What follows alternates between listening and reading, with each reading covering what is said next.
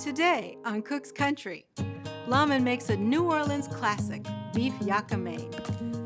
I share the story of Linda Green, New Orleans' very own Yakamein lady.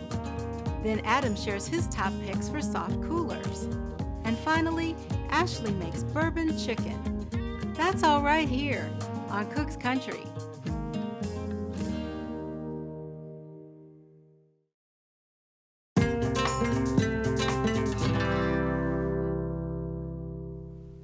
Think of all those wonderful culinary classics that come from New Orleans. You have gumbo, you've got beignets, and of course, things like jambalaya. Now we're going to add Old Sober to that list. This dish, which is actually known as Yakamein, is a seasoned, savory noodle dish that Lawman is here, and he's going to show us how to make a great version at home. That's right, Bridget. Loosely translated from Chinese as an order of noodles, it shows the influence of various cultures in New Orleans. Gotcha. If you ever make it to the Crescent City, you should definitely check out culinarian Linda Green's restaurant, affectionately known as the Yakamein Lady. Her spicy noodle soup is a treat for your belly. And the reason it's called or nicknamed Old Sober is because it's so satisfying maybe after a night of partying. Exactly. All right. So here I have 2 pounds of boneless beef chuck eye roast, also known as chuck steak. I'm gonna trim a little bit of the fat off of it.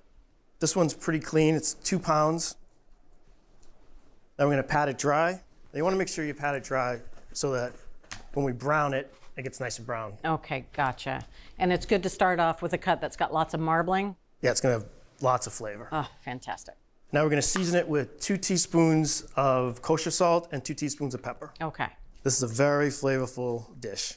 I have a Dutch oven over here. It has 2 tablespoons of vegetable oil in it. I'm heating at medium-high heat until shimmering. Okay, gotcha. We're going to add our meat. That's a good sound. And we want to have it well browned on all sides. It's going to take 8 to 12 minutes. Okay.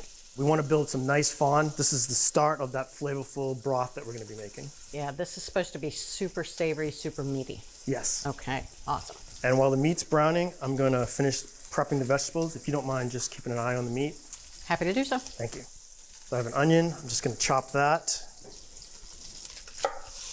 Just go right across, then vertical. Then vertical again. They don't have to be perfect because this is going to help make our stock, and then we're going to strain it out later. I gotcha. Okay. Good to know the pressure's off. I got a green bell pepper, of course. We're going to stem and seed that. And again, we're just chopping this. It doesn't need to be perfect. Okay. How's that? That's good. All right. So that looks great. I'm going to flip it over. All right, so we got our onions and we got our pepper.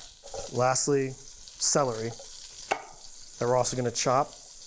Now the onion, the bell pepper, celery together make Trinity. Trinity, and that is all about New Orleans, right? That is the Creole foundation for so many great dishes down there. Yes. A little bit of smoke here in the pan, but that's all right. Yep, that looks good. All right. You're a great assistant. Now that the Holy Trinity is prepped, we need to wait for the meat to finish browning on all sides. All right. Holy Trinity, holy brown. Bridget, the meat is well browned. It's time to come out of the oven. Dutch oven, that is. Yes. So we're going to put that aside. And now we're going to add our Trinity to the fat left in the pot. Yes. Oh. We're going to cook this for about 5 to 7 minutes until the onion has softened. Nice. And they're going to start to give off their liquids and pull up all that beautiful fond from the bottom of the pot. Exactly. Okay. As you can see, the vegetables have softened. It is looking good in that pot. It is. Now it's time to up the flavor. Okay. I'm going to add a tablespoon of Toni Chachere's original Creole seasoning. It contains some salt, red and black pepper, some chili powder, and some other Creole seasonings. All right, this is coming home with me. Got it. Thank you, Lawman. Now I'm going to add 4 minced garlic cloves, tablespoon of granulated sugar. Is that for extra browning? The sweetness is going to offset some of the saltiness. Gotcha. Teaspoon of onion powder. You weren't lying about the flavor in here. And last but not least, half a teaspoon of accent. Oh. This is kind of like an umami booster. I like that you're adding some accent. Accent is actually a commercially available MSG. You can find it at your supermarket. MSG is monosodium glutamate. Glutamates are found in a lot of natural compounds. and you shouldn't be afraid to use it. In fact, MSG has been maligned a bit in recent years, but guess what? Fine use here. It's back. Yeah, it's back, and it's better than ever. So we're just gonna cook this for about a minute till it's fragrant. A lot of flavor going in here. So this is almost Creole and Chinese food coming together. Decidedly Creole, Chinese American. Exactly. All right. It's been a minute. Now I'm gonna add 8 cups of beef broth and a 1/4 cup of soy sauce. Another umami-rich ingredient. Yes. And I'm just gonna scrape up any of the brown bits. So I gotta say, you browned beef earlier, but there's no beef in there yet. And look how rich this looks already. Gorgeous. Speaking of beef, I'm gonna add the beef back to the pot. Nice. So now I'm gonna bring it to a boil. Once I do that, I'm gonna cover it, reduce the heat to low, and let it cook for 1.5 to 2 hours. All right, what are we looking for? Till the meat is nice and tender. Gorgeous.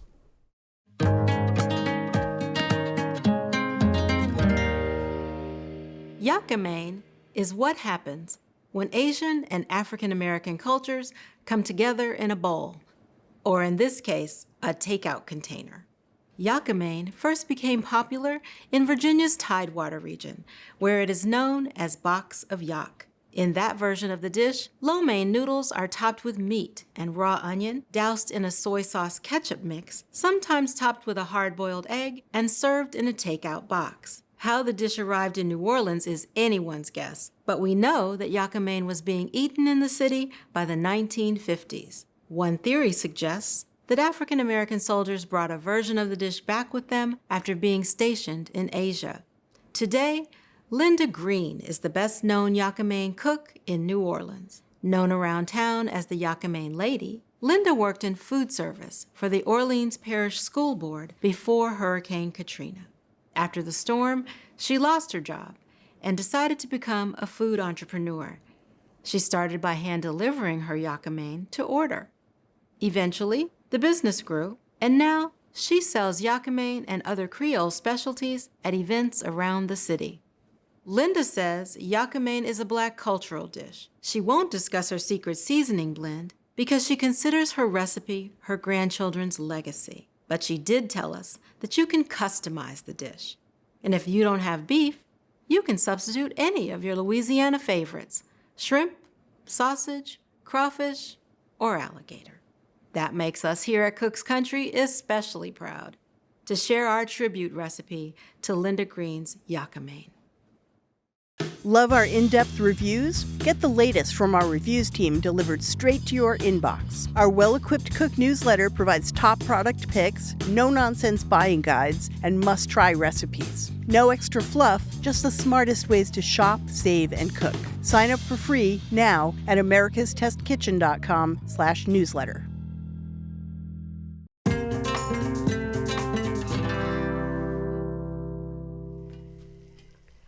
So Bridget, now it's time to check the meat. Nice. Gentle simmer there. What I like to do is stick a paring knife in. If it goes in and out cleanly with little to no resistance, we know it's done. All right, yeah. So that's perfect. That's the beauty of chuck roast. Cook it long enough, it's gonna fall apart tender. So now we're gonna take the meat out. Well, that's a good sign. Yep, it's falling apart.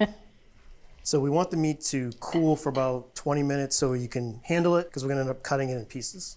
So while that's cooling, I'm gonna skim a little bit of the fat off the top. We want this dish to taste really good, but we don't want it to be greasy. Okay. So there's really not that much fat on the top of this. So now we're gonna strain the broth. So I'm gonna use a spatula and we're gonna press on the solids, make sure we get all that flavor out of there. You can smell that, right? I can absolutely smell that. And I'm just gonna pour it back into the pot. And I'm just gonna cover it and let it stay warm. Okay. So now we're gonna cook our pasta. I have 3 quarts of water at a boil. I'm gonna add 12 ounces of spaghetti. Now spaghetti is the same pasta that the Yakamein lady uses. It's again showing the different influences of this dish. Now you're gonna notice we're not adding salt to this like we normally cook pasta. Exactly. That's because the broth is so flavorful, it doesn't need it. Okay, it would be too much salt if we were to add salt at this Exactly. point. So we're just gonna cook this until al dente. Okay. Now it's time to test the pasta for doneness. Find the easiest way, just taste it. Just taste it. Well, it's good that you're doing this instead of relying on the package instructions because they're a guideline, but often they're not even close to the accurate al dente that we want. Speaking of that, this is perfect. Okay. I'm going to drain it. Now the meat has cooled, I can touch it. So now I'm going to cut it into 3/4 inch pieces. Oh, pretty small. I think it's going to do a lot of the cutting for you. It's basically just going to disintegrate to tiny pieces there. Oh, gorgeous and tender. Nice and tender. I noticed that you scooted it away from me. No sampling until the dish is done. You're hardcore. Nothing, I mean nothing smells like simmered chuck roast. It's one of the best aromas in the world. Let's make the dish. Fabulous. So I know you're hungry. I'm going to plate you up first. It's always a safe bet. Your little spaghetti. Some meat. What do we have over here? 6 scallions have been cut into 1/4 inch pieces. This is the vegetable of the dish. I like it. I like it a lot. Well, you've got vegetables in the broth. Oh, that's true. It's practically a smoothie. And I have a half of a hard cooked egg. And now we're going to add that broth. It's going to warm everything through. Oh my goodness. To up the flavor even more, I have some soy sauce and some hot sauce. All right, what are you going for? I'm going to go hot. I'm going to go hot. I'm doing whatever you're doing. I expect a Louisiana hot sauce would be appropriate here. Yes. Yes. All right, now I need a little help eating this. Fork for this, but I see a spoon, or is this a slurping thing? Fork, spoon, and slurp. All right, how they serve it down there? Sometimes they serve it in a cup, and you just want to walk around with it. Yes. And just drink, slurp. To go. Very rustic. To go cup of Old Sober.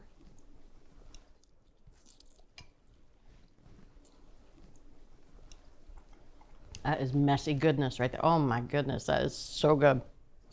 Wow, big flavor. Meat is so tender. I'm gonna get some of that meat. So much flavor in this. The broth itself, huge flavor. You got the buildup of the aromatics in there, that browned beef that just simmered away with the soy sauce and the beef broth, gorgeous. Lots of umami. Lots of umami. You know it's a good dish when you have to wipe off your face and the counter. Now this is one of those things people could kind of individualize at home too. It's a gorgeous starting point. Definitely. Big flavor from the Big Easy. You made it look easy. Thank you. That is one gorgeous dish, Lawman. This is amazing. It's a sobering statement. There you go. I like it. This is a dish that you're definitely going to want to make at home. Simmer brown chuck roast with plenty of umami-rich ingredients. Chop the beef into very small pieces. And then layer spaghetti, beef, eggs, and scallions in bowls. And don't forget to pour over plenty of that beautiful broth. So from Cook's Country via the Big Easy, it's beef Yakamein. I don't know where to go next. I'm gonna get some more of those noodles. There's a few spots over here that aren't covered in food, so.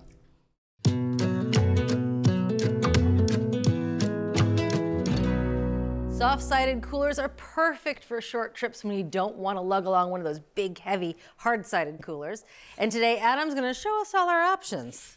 And lugging is what this is about, Julia. These are actually a lot more lightweight than our favorite hard-sided coolers. The heaviest one in our lineup of 7 here was 6.5 pounds, and that's about 20 pounds lighter than our favorite hard cooler. Wow. So we did test 7 of these things. The price range was $50 to $300, and the capacity was 16 to 20 liters, but in real terms, that means 23 to 36 12-ounce cans.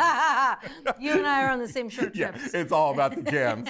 So of course, the first test was to see whether they could keep things cold. We packed them with 10 pounds of ice, and then we took the temperature every 12 hours until the ice was all melted and the melt water had risen up to 50 degrees. Okay. And the best of these guys kept the water cold, that below 50 degrees, for 3 days. Wow. The worst were about 2 days. And the difference was the thickness of the insulation in the sides and the top. Most of them had insulation that was about 1 inch thick, and those are the ones that kept the water cold for 3 days.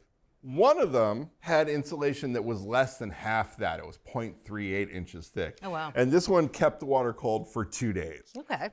It's acceptable, that's fine, it's Yeah. 2 days, but still, it's a day less than the ones with the thicker insulation. We also wanted to see how usable their capacity was. So we packed each one with various combinations of real ice and ice packs, bottles and cans of different shapes, sandwiches and sandwich bags, and food in stackable containers that ranged from 5 ounces to 1 3/4 quarts. And we found only one of them. This one is tapered a little bit, you can see in shape. It was a little harder to use this capacity efficiently than the ones that were more squared in front of you. So we preferred that more squared shape.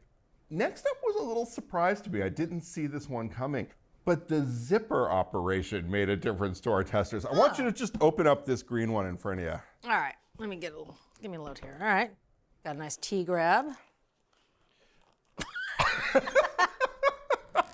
Wow. Right? I really had to use some muscle. Right?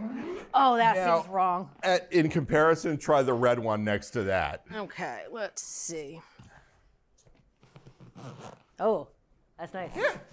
It's incredible. Some of the zippers on these things were really stiff and hard to use. Some were a lot easier to use and slid more easily. And you know what? Opening it up should be a non-issue. We didn't want to deal with the really hard zippers. So in the end, this is the one that won. It's the Engel 22-quart soft-sided cooler tote bag.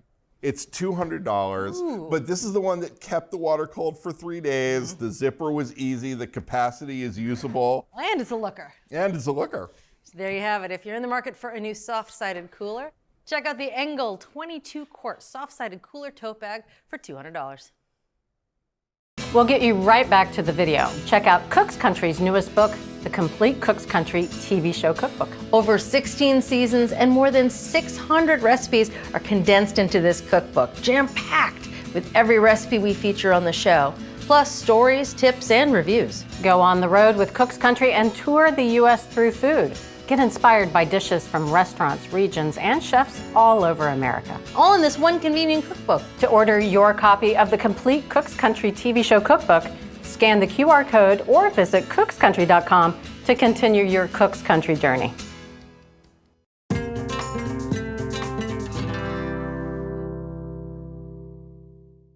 Bourbon chicken is something you usually find on the menu at big chain restaurants or at the food court in the mall.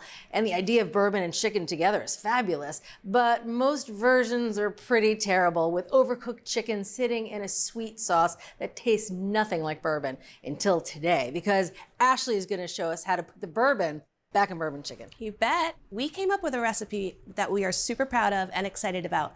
So I'm gonna start with the sauce. Okay. I have a half a cup of some soy sauce here, and you wanna use some good soy sauce for this recipe. And I'm also going to add some sugar. I've got a good amount of brown sugar here. It is a half a cup. So the sauce is very teriyaki-like with the sugar and the soy sauce. Yep, and it's also got a ton of umami in there as well. So I've got a 1/4 cup of water. And now for the bourbon, 2 tablespoons of bourbon. Would you like to smell? That's bourbon. It is, check. And I've got a little sesame oil. I've got 1 teaspoon of sesame oil, and that's toasted sesame oil. And finally, a half a teaspoon of cracked black pepper. I'm gonna give it a little whisk here just to combine it. So I'm gonna microwave this sauce mixture for about 2 minutes, and that's going to help dissolve the brown sugar before it hits the skillet, because otherwise it would have a tendency to burn. Makes sense. It's amazing how much I can smell the bourbon, actually. Oh yeah. And the pepper. All right, so I'm gonna set that aside just for a second because I wanna prepare our chicken. So I have 2 pounds here of boneless, skinless chicken thighs. And before I do anything else, I just wanna go through and trim off any of that visible fat that we see there. I'm also gonna trim them into 1-inch pieces. Chicken thighs hold up so nicely. You know, you could really cook them a very long time and they would still be tender and just so full of all that delicious chicken flavor. Yeah, they're almost impossible to overcook. I'm gonna finish trimming the chicken thighs and cutting them into 1-inch pieces. And then I'm gonna wash my hands and clean up, and it's gonna be time to cook. Before I do anything else right now, I'm gonna preheat some oil in this 12-inch nonstick skillet. So this is 2 tablespoons of just basic vegetable oil. Yep. So let's move on down here because we're about to do a technique called velveting. It's one of my favorite techniques. And as you can see, I'm putting 2 tablespoons of that soy sauce mixture directly into the bowl with the chicken. And then I have 2 tablespoons of cornstarch. So now I'm just gonna mix it really well just until the chicken is fully coated. So what velveting does is it helps to do two things at once. It's going to help to make sure that the chicken stays tender while cooking, and then it's also going to slightly thicken the sauce. So it's a lot of bang for our buck. And there's no need to pre-mix the cornstarch with the soy sauce mixture. I've seen a lot of recipes that do that. Exactly. And we found actually when developing this recipe that it wasn't necessary. Yeah, it almost like creates a barrier on the outside of the chicken. It's pretty hard to overcook chicken, especially chicken thighs, when you use the velveting technique. So I have some vegetable oil. I've got 2 tablespoons that's been heating over medium-high heat. And you can see we have a good shimmer going. So I'm gonna add the chicken to the skillet and cook for about 10 minutes until the chicken is well browned and cooked through. Okay, and all at once. All at once. The skillet will look a little full. And then I'm just gonna put it into just an even layer so everything has contact with that hot oil. All right, and again, we're gonna cook this for 10 minutes. 10 minutes has passed, and take a look at that beautiful chicken. It's gorgeous. You know, it was a crowded pan, and the old saying is a crowded pan, you'll never get any browning, but not so here. Yep. All right, now time to add a little bit more flavor into our dish. So I'm gonna add some freshly grated ginger. This is 1 teaspoon. And then I have 2 cloves of minced garlic. And you don't want this to cook for too long, just until fragrant, for about 30 seconds. Well, I like how you cleared a little area of the pan and you added it to the clearing to give them a head start with the hot skillet before you stirred it into the chicken. Yep. That's a good technique. I think I learned it from you probably many moons ago. All right, I don't know about you, but I can definitely smell those. Smells delicious. So now I'm gonna add the soy sauce mixture and I'm gonna bring it to a boil. So I'm gonna cook this for about 6 to 8 minutes, and what I'm gonna be looking for is the sauce to be really nice and syrupy. And also I'm gonna be able to drag a trail with my rubber spatula through the center, also known as nappe. Yes. So again, 6 to 8 minutes. Check this out. Ah, nicely done. Thank you very much. That was a long 6-ish minutes, but now it's gonna be time to eat. It is gorgeous. It is gorgeous. It definitely looks like restaurant-worthy food right here. So off the heat, I'm gonna stir in one final ingredient, 2 teaspoons of cider vinegar. Oh, a little punch at the end. Yeah, it's just a nice little acidic kick at the end. I like it. That's combined. Now, let's get eating. Okay. So I have some rice over here. I'll just put some on your plate if that's all right. Thank you. Yeah, something to help soak up the sauce. Exactly. Full portion, please. Oh, you got it. That looks amazing. Thank you. All right. There's so much color on the chicken. How about a little extra sauce? Oh, yes, please. Oh, yeah. This smells good, too. All right.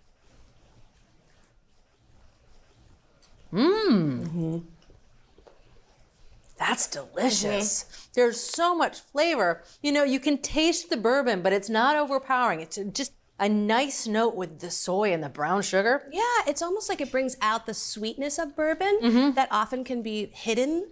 And I love the balance, especially with ginger and the garlic. There are just so many different flavors. You've got the acidity, you've got some saltiness, and you've got some sweetness. It's really, really refreshing to have something like this. And the chicken cooked through but still tender and has that nice coating on the outside so that the sauce can stick to it like a glaze thanks to the velveting. Yep. Yeah, bite-sized pieces. I feel like something like this too is often fried and it can be really heavy and just kind of disappointing. Yeah. But this, I really do love this recipe. Yeah. Thank you for showing me how to make it. My pleasure. You want to try this bourbon variation to a classic teriyaki? Make a bourbon sauce with soy and some brown sugar and jumpstart it in the microwave. Velvet chicken thighs with a little cornstarch and some of the sauce. And finish with fresh ginger and garlic. From Cook's Country, a delicious and easy recipe for bourbon chicken. You can find this recipe and all the recipes from this season, along with select episodes and our product reviews at our website, cookscountry.com/TV. Can't believe how easy this was. No more takeout for me midweek. Well, maybe. If you're ready to take your cooking to the next level, head over to americastestkitchen.com and get a free trial of our ATK Essential membership. While you're there, you can sign up for our free email newsletters and download our app. So, what are you waiting for?